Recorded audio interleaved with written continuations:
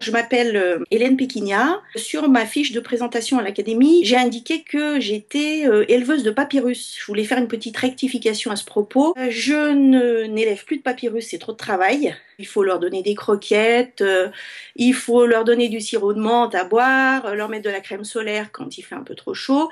Donc non, j'ai arrêté l'élevage des papyrus. Je me suis reconvertie vers l'enseignement de la philosophie auprès d'élèves parce que les papyrus, en fait, ont un degré de sagesse suffisant et n'ont plus besoin de passer le baccalauréat. Donc tant bien que mal, j'essaye d'élever, comme le dit Rousseau, les hommes par l'éducation comme on élève les plantes par la culture. Alors je suis venue à l'écriture par, je sais pas, je crois qu'un jour j'ai dû tomber dans une marmite de mots.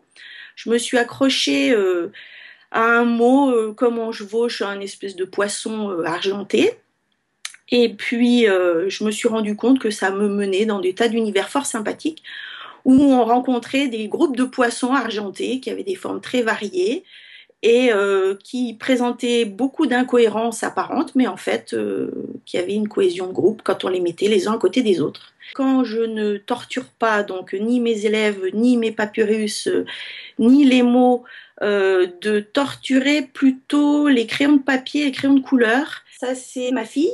Raconter ce qui se passe dans mes livres qui s'appellent Les Petits Mondes, pour lesquels il y a 2 tomes, il y aura un 3e et dernier tome.